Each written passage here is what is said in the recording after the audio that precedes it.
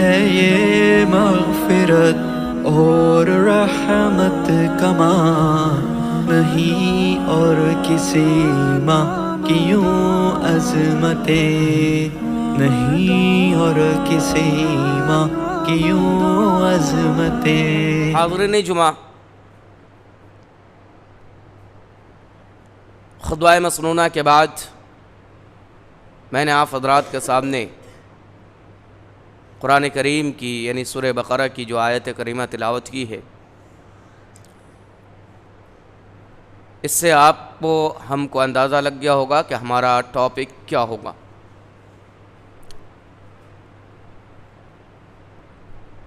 حاضرین جمعہ، اللہ رب العالمین کا ہم پر آپ پر بے پایا احسان ہے کہ اس نے ہمیں اور آپ کو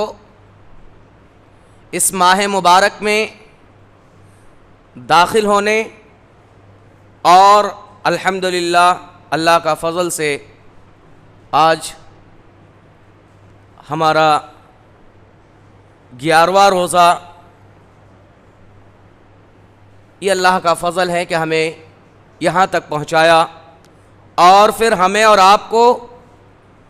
اس ماہ مبارک کے ایام کے اعتبار سے مبارک دن میں ہمیں اور آپ کو جمع ہونے اور حاضری دینے کی توفیق دی۔ یہ اللہ رب العالمین کا احسان ہے، فضل ہے۔ ورنہ آپ دیکھیں کہ رمضان سے پہلے کچھ ہمارے بھائی ایسے تھے جو ہمارے ساتھ تھے، یا اسی طریقے سے پہلے رمضان کو یا پہلے ہفتے کو ہمارے ساتھ تھے، آج وہ ہمارے ساتھ نہیں ہیں۔ تو یہ اللہ کا احسان ہوتا ہے، فضل ہے کہ اللہ رب العالمین جسے چاہتا ہے اسے نیکی کرنے کا موقع دیتا ہے۔ اور یہ مبارک مہینہ ہمارے اور آپ کے لیے نیکیوں کا بہار ہے، جیسے کہ ہم نے پچھلے خطبہ جمعہ میں بھی سنا تھا۔ یہ مہینہ ہمارے اور آپ کے لیے اتنی عظیم تر مہینہ ہے کہ اگر اس مہینے کے اندر ہم نے اپنے نفس کی تربیت کر لی، اپنے آپ کو گناہوں سے دور رکھ کر اپنے نفس کی تزکیہ کر لی، تو یہی ہمارے لیے سب سے بڑی کامیابی اور کامرانی ہے۔ لیکن ہم میں سے کچھ بھائی ایسے بھی ہیں جو بحالت مجبوری اس مہینے کے اندر جو کام اللہ کے نبی جناب محمد عربی صلی اللہ علیہ وسلم یا اللہ رب العالمین نے ہمیں اور آپ پر فرض کیا ہے، اور اس کام کو انجام نہیں دے پا رہے ہیں، اور کچھ ایسے ہیں جن کو اللہ رب العالمین نے تو ہر چیز سے نوازا ہے، لیکن ان کی محرومیت یہ ہے کہ وہ شیطانوں کے چکر میں پڑ کر ان کاموں کو چھوڑ رکھا ہے۔ آج کے خطبہ جمعہ میں انشاءاللہ انہی 2 پوائنٹ پر آپ کے سامنے گفتگو کی جائے گی کہ جو لوگ طاقت رہتے ہوئے بھی روزے کا اہتمام نہیں کرتا، ان کا انجام کیا ہوگا، یعنی روزہ خور کون ہے، اور اسی طریقے سے جو لوگ مجبوری کی حالت میں روزہ نہیں رکھ پاتے ہیں، ان کے لیے شریعت نے کیا راستہ بتلایا ہے۔ کیونکہ ہم اور آپ یہ جانتے ہیں کہ روزہ جو ہے ہر بالغ عاقل مسلمان مرد و عورت پر فرض ہے۔ اس اعتبار سے تمام تر مسلمانوں کو روزہ رکھنا اور ان کا اہتمام کرنا ضروری امر ہے۔ لیکن اگر کوئی بندہ روزہ کا اہتمام نہیں کر سکتا، وہ بیمار ہے یا پھر سفر میں ہے یا پھر ان کے اندر کوئی ایسی مجبوری ہے کہ وہ روزے کا اہتمام نہیں کر سکتا، تو شریعت اسلامیہ نے ان کے لیے راحت کا راستہ بتلایا ہے۔ ہماری شریعت جو ہے ایسا نہیں ہے کہ کسی پر ظلم کرے۔ شریعت اسلامیہ ایک مکمل ضابطہ حیات ہے جو ہر لمحے میں، ہر قدم میں ہماری اور آپ کی رہنمائی کرتا ہے، اور ہر شخص کی اپنی نفس کے اعتبار سے رہنمائی کرتا ہے۔ ایسا نہیں کہ شریعت اسلامیہ نے کسی ایک کو اپنا مثال بنا لیا ہے اور اسی کے حساب سے شریعت کا احکام تیار کر دیا ہے۔ اللہ رب العالمین نے ایسا نہیں کیا۔ اللہ رب العالمین نے کمزور سے کمزور کو بھی مد نظر رکھا اور مضبوط سے مضبوط لوگوں کو بھی مد نظر رکھتے ہوئے اپنے احکام کا نزول فرمایا۔ اللہ رب العالمین نے قرآن کریم کے اندر ارشاد فرمایا ہے، فَمَنْ كَانَ مِنْكُمْ مَرِيضًا أَوْ عَلَى سَفَرٍ فَعِدَّةٌ مِّنْ أَيَّامٍ أُخَرَ، کہ ٹھیک ہے اس ماہ مبارک کے اندر آپ مریض ہیں، بیمار ہیں، آپ روزہ رکھنے کے قابل نہیں ہیں، آپ روزہ نہیں رکھ سکتے، تو اللہ رب العالمین نے فرمایا کہ آپ روزہ چھوڑ دیں، لیکن دوسری دنوں میں، دوسرے ایام میں ان کو پورا کر لے۔ اسی طریقے سے آپ کسی سفر میں ہیں اور سفر میں اللہ رب العالمین نے کہا کہ وہاں پہ بھی آپ کو روزہ رکھنے کی ضرورت نہیں ہے، بلکہ نبی کریم صلی اللہ علیہ وسلم نے ارشاد فرمایا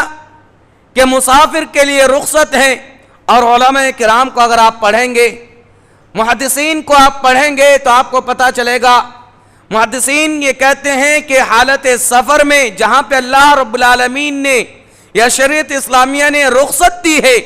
اس پر عمل کرنا ہی سنت ہے، یعنی آپ پر طاقت ہونے کے باوجود بھی آپ ان رخصت پر عمل کریں جس کے بارے میں شریعت نے رخصت دی ہے۔ یہی اتباع رسول ہے، یہی اتباع سنت ہے۔ تو لہذا اگر آپ سفر میں ہیں تو ایسی صورت میں آپ روزہ ترک کر دیں اور پھر دوسرے ایام میں اسے پورا کر لیں۔ لیکن اگر کوئی بندہ ایسا ہے جس کے پاس طاقت ہی نہیں ہے روزے رکھنے کا، یعنی بیمار، ایسی بیمار ہے، ان کے اندر ایسی بیماری لاحق ہے کہ وہ رمضان کے بعد بھی روزے کا قضا نہیں کر سکتا، روزہ کا اہتمام نہیں کر سکتا، وہ اپنی گنتی کو پورا نہیں کر سکتا، یا بہت ضعیف ہے، کمزور ہے، بڑھاپے کی عمر میں پہنچ چکا ہے اور ان کے اندر ہمت نہیں ہے کہ وہ روزے کا اہتمام کر سکے، ان کی ہڈیاں بالکل کمزور ہو چکی ہے، لاغر ہو چکی ہے، تو ایسی صورت میں اللہ رب العالمین نے فرمایا وَعَلَى الَّذِينَ يُطِيقُونَهُ فِدْيَةٌ طَعَامٌ مِّسْكِينٌ، کہ آپ پر طاقت نہیں ہے روزے رکھنے کا تو آپ پریشان نہ ہو، آپ ایسا کریں کہ ہر ایک روزے کے بدلے میں ایک مسکین کو کھانا کھلا دیا کریں، اور اگر آپ روزہ رکھ لیں تو یہ آپ کے لیے بہتر ہے، لیکن آپ پر طاقت نہیں ہے تو آپ ایک مسکین کو کھانا کھلا دیں۔ یہاں محدثین کرام اور فقہاء کرام جو ہیں مسکین کے کھانے کے تعلق سے کہتے ہیں کہ کتنا کھانا دیا جائے، تو جو راجح قول ہے وہ یہ کہ اتنا کھانا دیا جائے کہ وہ جس کو آپ کھانا دے رہے ہیں وہ پیٹ بھر کر کھا لیں، ان کا پیٹ بھر جائے۔ اسی طریقے سے اگر آپ کھانا پکا کر نہیں کھلانا چاہتے، انہیں سامان مہیا کرنا چاہتے ہیں، تو اس تعلق سے میں ڈاکٹر فضل الرحمان صاحب کے جو فتویٰ ہیں ان کو اگر میں آپ کے سامنے پیش کروں تو وہ یہ کہتے ہیں کہ اگر آپ چاول دینا چاہتے ہیں تو دے سکتے ہیں، لیکن اتنا چاول دیں کہ اس بندے کا ایک ٹائم کا کھانا ہو جائے، اور اس چاول کے ساتھ آپ کو سبزی کا بھی انتظام کرنا ہے، یعنی یا تو دال یا کوئی سبزی ایسی اس چاول کے ساتھ آپ کو دینا ہے۔ اور سب سے بہتر طریقہ تو یہ ہے کہ آپ کھانا بنائیں اور ان کو کھلا دیں، لیکن اگر آپ بنا کے کھلانا نہیں چاہتے تو آپ کو چاول کے ساتھ ساتھ یا آٹے کے ساتھ ساتھ سبزی کا بھی انتظام کرنا ہے۔ ہر ایک روزے کے بدلے میں آپ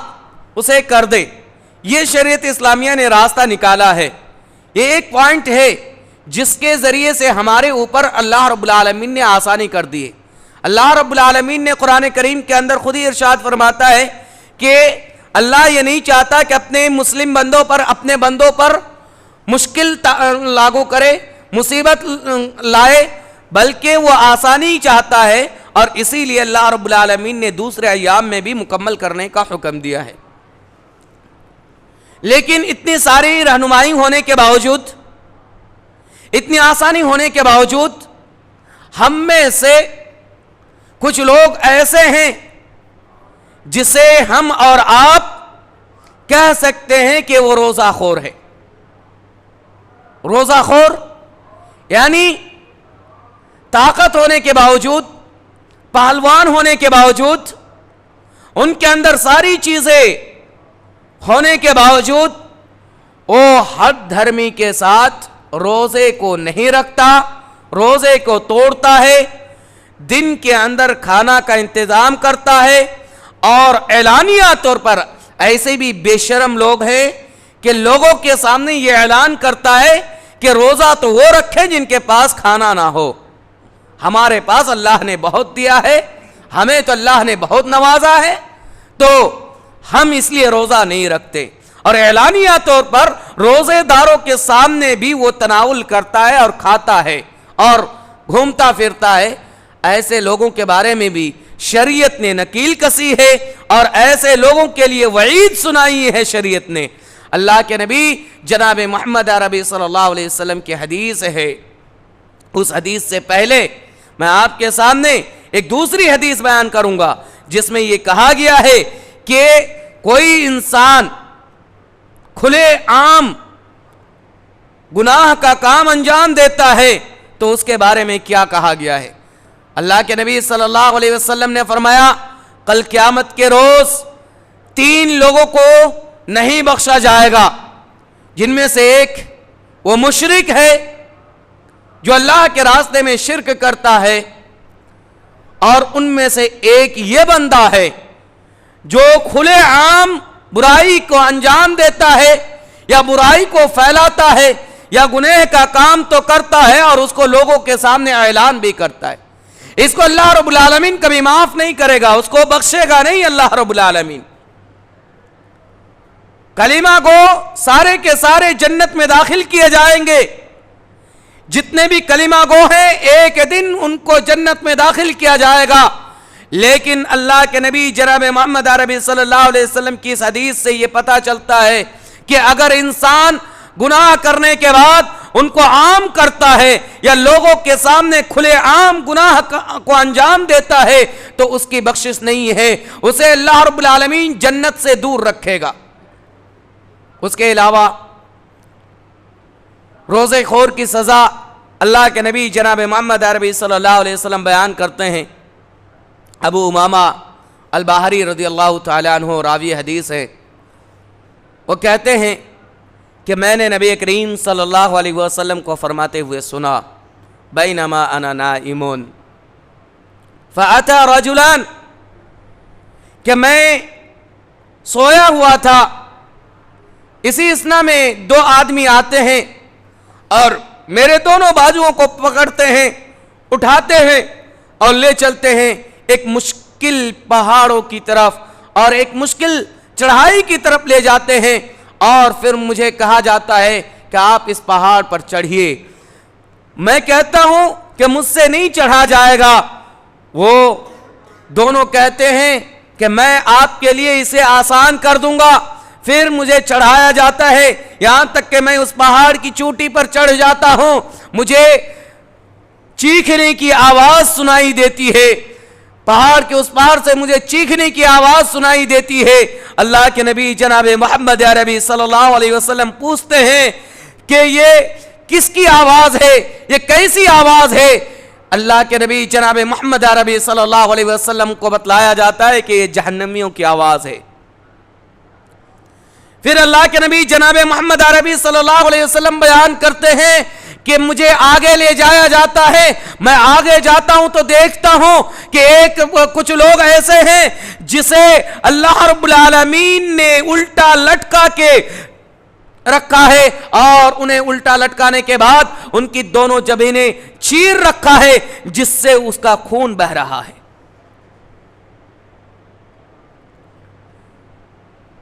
جبڑے چیر رکھا ہے اور اسے الٹا لٹکا رکھا ہے۔ اللہ کے نبی جناب محمد عربی صلی اللہ علیہ وسلم پوچھتے ہیں کہ یہ کون ہیں، یہ کیسے لوگ ہیں، انہیں اس طریقے کی سزا کیوں ہو رہی ہے، انہیں اس طریقے کی عذاب کیوں ہو رہی ہے؟ اللہ کے نبی جناب محمد عربی صلی اللہ علیہ وسلم کو جو بتلایا جاتا ہے ذرا ہمیں اور آپ کو دھیان سے سننا چاہیے، خاص کر ان لوگوں کو دھیان سے سننا چاہیے جو طاقت رہتے ہوئے، جو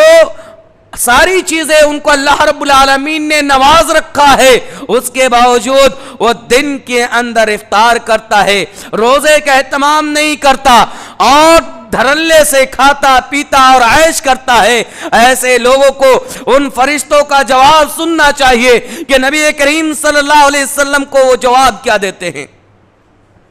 کہتے ہیں یہ وہ لوگ ہیں جو دن رہتے ہوئے ہی سحری تو کرتے تھے، روزے کا نیت بھی رکھتے تھے، لیکن غروب آفتاب سے پہلے اپنے روزے کو افطار کر لیتے تھے، وہ کھا لیا کرتا تھا۔ اب ذرا اس حدیث پر غور کرے، کتنی بڑی سزا کہ ان کے جبڑے چیر دیا گیا اور انہیں الٹا لٹکا دیا گیا جس سے ان کی خون بہ رہا ہے، صرف اس لیے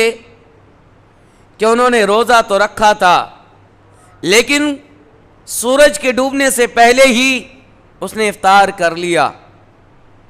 ان کے لیے اتنی بڑی سزا ہے۔ اور جو لوگ سرے سے روزہ رکھتا ہی نہیں ہے، جو لوگ سرے سے اس کا اہتمام کرتا ہی نہیں ہے، اس کے کیا حال ہوں گے؟ اتنی بڑی سزا صرف ان کے لیے کہ دن بھر بھوکا رہنے کے باوجود غروب آفتاب سے پہلے افطار کر لیتا ہے، تو ان کو اتنی بڑی سزا ہے۔ تو جو لوگ کبھی روزہ کا اہتمام کرتا ہی نہیں ہے، جو لوگ کبھی روزے کی طرف دھیان بھی نہیں دیتے اور الٹا کیا کرتے ہیں، جو روزے داروں کا مذاق بناتے ہیں، روزہ داروں کو یہ کہا جاتا ہے کہ تمہارے پاس اللہ نے سامان نہیں دیا ہے، تمہارے پاس انتظام نہیں ہے، اس لیے تم بھوکے پیاسے رہتے ہو، تم روزہ نہیں رکھتے ہو۔ تو یہ مذاق بنانا یا شریعت کا انکار کرنا، شریعت کے لیے مذاق کے الفاظ یوز کرنا، ان کے بارے میں اللہ رب العالمین کیا حکم دے گا کل قیامت کے روز؟ ہمیں غور کرنا چاہیے، ہمیں عبرت حاصل کرنی چاہیے۔ لیکن افسوس کہ آج ہم ایسے مسلمان ہیں کہ بالکل یہ کہنا مبالغہ نہیں ہوگا کہ ہم مر چکے ہیں، زندہ تو ہیں لیکن ہماری دل مر چکی ہے، ہمارے دل میں جان نہیں ہے، ہم مردہ دل انسان ہیں۔ ہمارے سامنے کتنی بھی کوئی چیخ لے، چلا لے، ہمیں کتنی سمجھا لے، ہماری بات سمجھ میں نہیں آنے والی۔ ہمیں احساس نام کی کوئی چیز ہی نہیں ہے۔ اور اصل میں کیا ہے، اللہ کے نبی جناب محمد عربی صلی اللہ علیہ وسلم کی واضح حدیث بھی ہے، اذا اذنب ذنب، کہ جب بندہ گناہ کا کام کرتا ہے اور گناہ پر گناہ کرتا چلا جاتا ہے، گناہ پر گناہ کرتا چلا جاتا ہے، تو ایسے لوگوں پر، ایسے لوگوں کے دل میں ایک کالا دھبا پڑتا ہے، اور گناہ کرتے کرتے ان کالا دھبا جو ہے پورے دل کو سیاہ کر دیتا ہے، اور اس پر اللہ رب العالمین مہر لگا دیتا ہے، پھر اسے ہدایت نہیں ملنے والی۔ پھر اسے کتنی سمجھا لیں، کتنی انہیں دلائل سے بات کر لیں، ان کو وہی سمجھنے آنی ہے جو بات غلط ہوگی ان کو اچھا لگے گا، جو کام غلط ہوں گے ان کو اچھا لگے گا، اور جو اچھا ہوں گے ان کے لیے وہ انہیں برا سمجھے گا۔ ان کو ناصح لوگ اچھے نہیں لگیں گے، نصیحت کرنے والے لوگ برا لگیں گے۔ یہ اللہ کے رسول جناب محمد عربی صلی اللہ علیہ وسلم کے حدیث سے پتہ چلتا ہے۔ آج ہمارے اور آپ کے درمیان ایسے لوگ بھی موجود ہیں کہ جنہیں اللہ رب العالمین کا مہر ان کے دل میں لگ چکا ہے کہ انہیں کتنی سمجھا لیں، کتنی بتا لیں، انہیں بات سمجھ میں نہیں آنے والی۔ لہذا ہمیں اور آپ کو کوشش کرنی ہے کہ ایسے لوگوں کو بتاتے رہیں، ہو سکے اللہ رب العالمین ان کو ہدایت دے دیں، اور ایسے لوگوں کے لیے ہم صرف ہدایت کی دعا کر سکتے ہیں۔ اس کے بعد میں آپ کے سامنے ایک بات اور کہہ کے اپنا خطبہ ختم کروں گا کہ جیسے ہم اور آپ تراویح کی نماز ادا کرتے ہیں، تراویح کی نماز کے لیے ہم آتے ہیں تو تراویح سے پہلے عشاء کی نماز ہوتی ہے۔ عشاء کی نماز فرض نماز ہے، اور تراویح کی نماز سنت ہے۔ اب ہم جب مسجد میں داخل ہوتے ہیں تو ہم دیکھتے ہیں کہ تراویح کی نماز شروع ہو چکی ہے اور ہمارا عشاء باقی رہ گئی ہے۔ تو ایسی صورت میں ہم کیا کریں؟ اللہ کے نبی جناب محمد عربی صلی اللہ علیہ وسلم کی حدیث ہے صحیح بخاری کے اندر، حدیث نمبر 700 آپ دیکھ سکتے ہیں، جس میں یہ بات بیان کیا گیا ہے کہ اگر کوئی شخص نفل نماز ادا کر رہا ہو اور کوئی دوسرا شخص جو ہے وہ فرض نماز پڑھنا چاہ رہا ہو تو وہ ایک دوسرے کو امام بنا سکتا ہے، یعنی فرض نماز نفل نماز کے پیچھے اور نفل نماز فرض نماز کے پیچھے پڑھ سکتا ہے۔ اس کی 2 دلیل میں آپ کے سامنے پیش کرتا ہوں، جو صحیح بخاری کی 700 نمبر حدیث ہے۔ اس میں یہ ہے کہ حضرت معاذ بن جبل رضی اللہ تعالیٰ عنہ کے بارے میں کہا گیا کہ وہ عشاء کی نماز نبی کریم صلی اللہ علیہ وسلم کے ساتھ ادا کرتے تھے اور پھر وہاں سے نکل کر جا کر اپنی قوم والوں کو عشاء کی نماز پڑھاتے تھے۔ تو معاذ بن جبل رضی اللہ تعالیٰ عنہ نے جو عشاء کی نماز اللہ کے رسول جناب محمد عربی صلی اللہ علیہ وسلم کے ساتھ ادا کی وہ فرض نماز تھی، وہ عشاء کی، اور جب وہ قوم کے پاس جا کر دوبارہ امامت کے لیے کھڑے ہوئے تو یہ ان کی نفل نماز ہو گئی اور مقتدیوں کی فرض ہوئی، تو لہذا نفل کے پیچھے فرض ادا کرنا درست ہے۔ اسی طریقے سے فرض کے پیچھے نفل درست ہے۔ اس کی دلیل اللہ کے نبی جناب محمد عربی صلی اللہ علیہ وسلم مسجد میں نماز کے بعد تشریف فرما تھے۔ ایک صحابی اکرام آتے ہیں اور وہ نماز شروع کرنے کو ہوتے ہیں، اللہ کے رسول جناب محمد عربی صلی اللہ علیہ وسلم صحابہ کرام جو بیٹھے ہوئے تھے مخاطب کرتے ہوئے کہتے ہیں کہ کون ہے جو ان کا ساتھ دے دے گا، کون ہے جو ان کا ساتھ دے گا۔ اب یہ جو ایک صحابی کھڑے ہوتے ہیں اور کہتے ہیں کہ اللہ کے رسول میں، وہ صحابی اللہ کے نبی جناب محمد عربی صلی اللہ علیہ وسلم کے ساتھ نماز پڑھ چکے تھے، فرض نماز جو ہے پڑھ چکے تھے، اور جو بعد میں آئے ہیں انہیں فرض نماز ادا کرنا تھا۔ یہ صحابی ان کے ساتھ کھڑے ہو گئے اور اس صحابی کے ساتھ کھڑے ہو کر نماز ادا کی۔ تو جو صحابی نماز پڑھائے انہوں نے فرض نماز پڑھی، اور یہ جو کھڑے ہوئے ان کے لیے چونکہ یہ اللہ کے رسول کے ساتھ فرض نماز پڑھ چکے تھے تو ان کی نفل ہو گئی۔ تو پتہ یہ چلا کہ فرض نماز کے پیچھے بھی نفل نماز ادا کی جا سکتی ہے، یہ دونوں درست ہے۔ اور اسی مسئلے سے ایک مسئلہ اور واضح کر دوں، ہمارے بعض بھائیوں کے یہاں یہ مسئلے بڑا پیچیدہ کر رکھا ہے۔ اللہ کے رسول کے سامنے وہ حاضر ہوئے، وہ نماز شروع کرنے والے تھے، اللہ کے رسول نے کہا کہ کون ہے جو ان کا ساتھ دے گا، اور جب دو لوگ ساتھ ہو جائیں گے تو کیا ہو جائے گا؟ جماعت ہوگی یا نہیں ہوگی؟ جماعت ہو گئی۔ تو ایک مسجد میں دو جماعت ہوئی یا نہیں ہوئی؟ اس مسجد میں اللہ کے رسول نے جماعت کری تھی،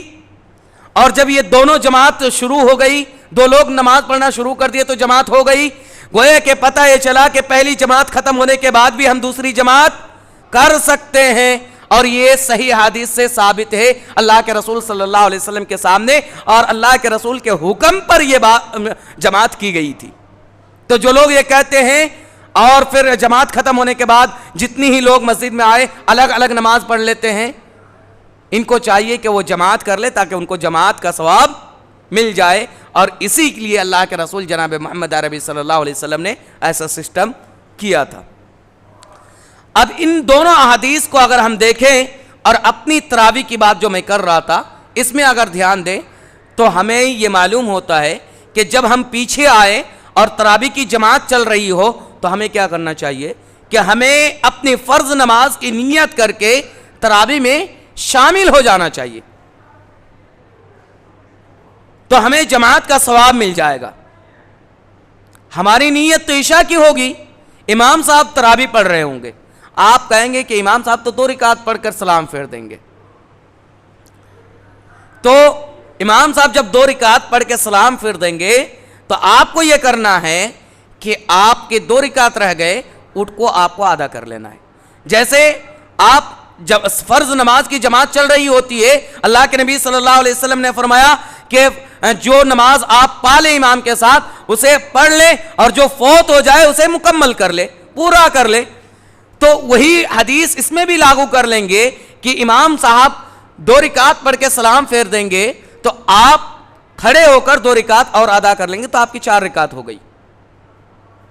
تو اس میں یہ زیادہ افضل ہے بنسبت اس کے کہ آپ اکیلے ایک کونے میں کھڑے ہو کر نماز ادا کریں اور ادھر تراویح کی جماعت چلتے رہے۔ ہاں وہ مسئلہ بھی جائز ہے، اگر آپ کونے میں کھڑے ہو کر نماز پڑھتے ہیں عشاء کی تو جائز مسئلہ ہے، درست ہے، لیکن افضل طریقہ یہ ہے کہ آپ اگر جماعت میں شریک ہو جاتے ہیں تو آپ کو جماعت کا ثواب ملتا ہے۔ اور اس میں بھی وہ بات یاد رکھیں کہ بہت سارے لوگ کیا کرتے ہیں کہ 2 لوگ 3 لوگ مل کر جماعت کر لیتے ہیں، ادھر تراویح کی جماعت چل رہی ہوتی ہے اور ادھر 2-3 لوگ مل کر عشاء کی نماز ادا کر رہے ہوتے ہیں، تو ایسا بالکل ناجائز ہے۔ ایک مسجد میں 2 جماعت ایک ساتھ نہیں ہو سکتی، 2 جماعت ایک ساتھ نہیں ہو سکتی۔ بعض لوگ کیا کرتے ہیں کہ نیچے فلور میں ایک الگ امام پڑھاتے ہیں، اوپر فلور میں الگ امام پڑھاتے ہیں، حدیث کی روح سے یہ غلط ہے۔ اللہ کے رسول صلی اللہ علیہ وسلم کی احادیث کو اگر پڑھا جائے تو یہ روح، یہ صورت غلط ہے۔ جگہ دوسری جگہ ہونی چاہیے جہاں دوسرے امام پڑھائیں، کیونکہ یہ فلور میں تبدیل ہے لیکن جگہ تبدیل نہیں ہے، ایک ہی جگہ۔ تو ایک جگہ 2 جماعت بیک وقت نہیں ہو سکتی، اس لیے ہمیں اور آپ کو چاہیے کہ جماعت میں شامل ہو جائیں اور اس میں نماز ادا کریں۔ یہ اصل پوائنٹ اس لیے میں نے بیان کیا کہ ہمارے اس میں بہت سارے لوگ اس کام کو کرتے تھے اور آ کے الگ سے پڑھ لیتے ہیں۔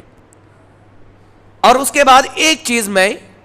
اس جمعہ کے تعلق سے کہنا چاہوں گا، خطبہ جمعہ کے تعلق سے